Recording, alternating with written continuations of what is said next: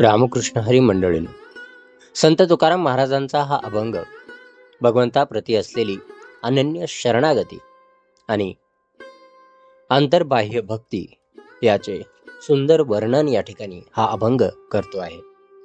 या अभंगाचे सविस्तर निरूपण, त्याचा अर्थ आपण या ठिकाणी बघणार आहोत. या अभंगाच्या पहिल्या चरणामध्ये तुकोबराय काय म्हणतायत ते आपण बघूया. बोलून या काय दाऊ तुम्ही जीव जगाचे.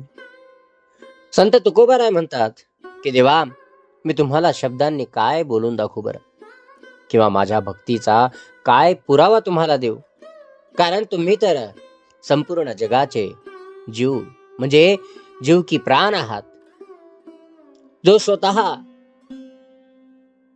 सर्व अंतर्यामी आहे. त्याला काही वेगळे सांगण्याची या ठिकाणी गरज नसते. भगवंत प्रत्येक जीवाच्या हृदयातील भाव ओळखतो.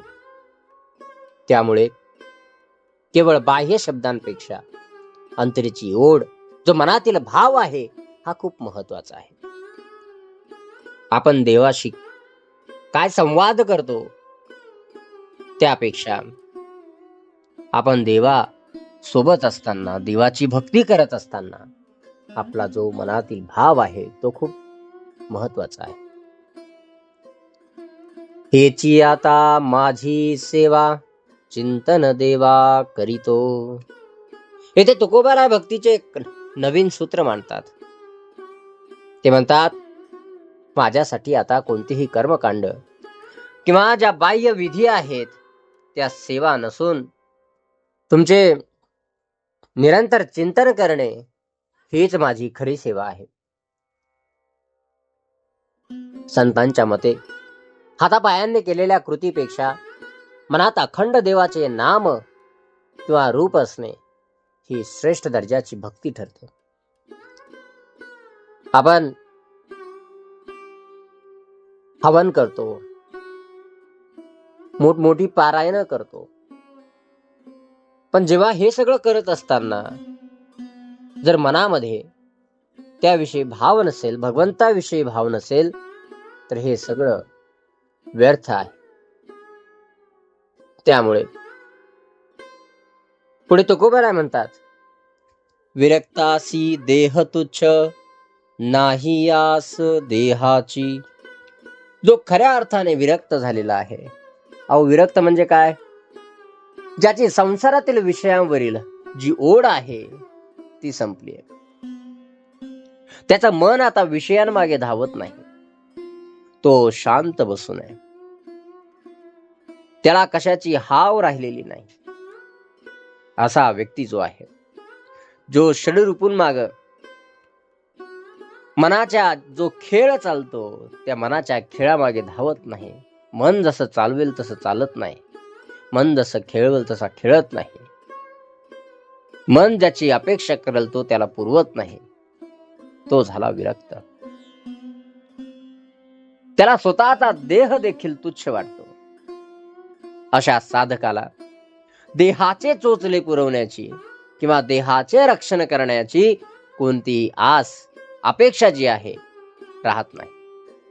तो देहातीत अवस्थेत जाऊन केवळ आत्मस्वरूपाचा विचार करतो, असे तुकोबाराय या ठिकाणी म्हणतात. नाही आस देहाची. आता देहाची आस उरलेली नाही. तुका म्हणे पायापाशी येईन ऐसी वासना. तुकोबाराय अभंगाच्या शेवटच्या चरणामध्ये काय सांगतायत बघा. तुका म्हणे पायापाशी, माझ्या मनातील सर्व सांसारिक वासना ज्या आहेत आता संपल्यात. आता केवळ एकच वासना राहिलेली आहे. आता एकच इच्छा शिल्लक आहे, आणि ती इच्छा म्हणजे तुमच्या चरणांशी, तुमच्या पायापाशी या ठिकाणी येणे आणि तिथेच कायमचे स्थान मिळवणे. ही वासना मोक्षाची आहे. ही वासना भगवंताशी एकरूप होण्याची आहे. ही वासना भगवंतात लीन होण्याची. आणि अशा ज्या वासना आहेत, अशा ज्या इच्छा आहेत, फक्त संत करू शकतात. कारण ते विरक्त असतात. विरक्तासी देह तुच्छ. तो देहाचा उपयोग विषय भोगासाठी नाही तर भक्तीसाठी करतात. त्या मोक्षाच्या मार्गावर जाण्यासाठी करतात, त्या भगवंताशी भेटण्यासाठी करतात, भगवंताच्या जवळ राहण्यासाठी या देहाचा उपयोग करतात. तुमच्या आमच्यासारखी मंडळी या देहाचा उपयोग जो आहे आपण भलत्याच कारणासाठी करत असतो. आपण या देहाचा उपयोग जो आहे, जी तुकोबारायांनी इथे वासना सांगितलेली आहे, तो का म्हणे पायापाशी. आता तुझ्या पायापाशी राहण्याची जी इच्छा आहे या ठिकाणी तुकोबारायांनी व्यक्त केलेली. पण आपली इच्छा, ही इच्छा सोडून बाकी सगळ्या इच्छा आपल्या मनामध्ये चालत असतात. आपल्या मनामध्ये बाकी सगळे खेळ चालत असतात. फक्त भगवंत सोडून भगवंताशी निगडीत असलेले जे खेळ आहेत, मनाचा जो खेळ आहे भगवंताशी निगडीत, तो चालत नाही. बाकी सारे चालतात. भगवंताची सेवा करावी, भगवंताची या ठिकाणी अर्चना करावी, त्याची पूजा करावी, हे सगळं सोडून पंढरीला कधी वारीला जावं, पैठणला वारीला जावं, हे सगळं सोडून आपलं मन जे आहे बाकी विषयांकडे धावत असतं. आणि याच कारणामुळे जे आहे आपल्याला चिंतनाची गरज आहे. आपल्याला चिंतनाची याच्यासाठी गरज आहे कारण आपला जो देह आहे तो या सर्व इच्छांमागे धावत आहे आणि त्याला त्या इच्छांमागून धावू न देता आपल्याला त्याच्यापासून दूर करायचंय. आता दूर कशासाठी करायचंय? जेव्हा जेव्हा तुम्हाला सांसारिक इच्छा निर्माण होतील तेव्हा तेव्हा तुम्हाला दुःख भोगावं लागतं. तुम्ही गाडी घेण्याचा विचार केला, तुम्ही काय करता? लोन काढता. लोन काढल्यानंतर सुरुवातीला 1-2 महिने काही वाटत नाही, पण जेव्हा जेव्हा हप्ता वाढत जातो, जेव्हा जेव्हा दिवस चालले जातात, 2 महिने 3 महिने, त्यानंतर मात्र त्या हप्त्यासाठी सुद्धा पैसे या ठिकाणी आपल्याला भेटत नाही आणि आपल्याला त्याच पैशांसाठी आपण वणवण करतो.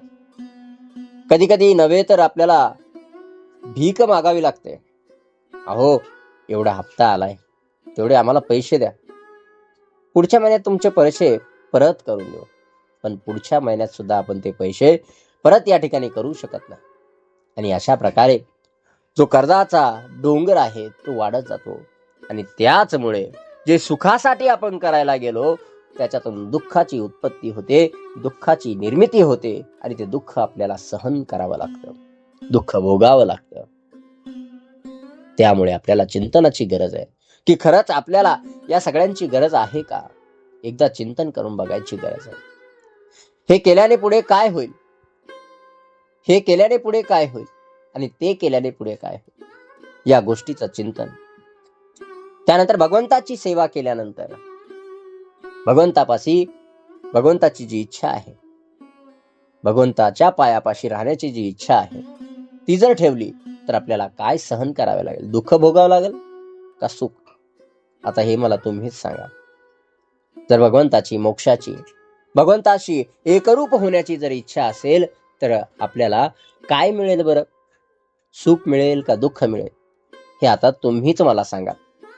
आणि हो, हा जो अभंग आहे खरंच आपल्याला विचार करायला लावतो आणि तो विचार तुम्ही नक्की करा आणि तुमच्या मनामध्ये आलेलं जे या विचाराविषयी, या प्रश्नांविषयी असलेले उत्तर जे आहेत आम्हाला नक्की कळवा.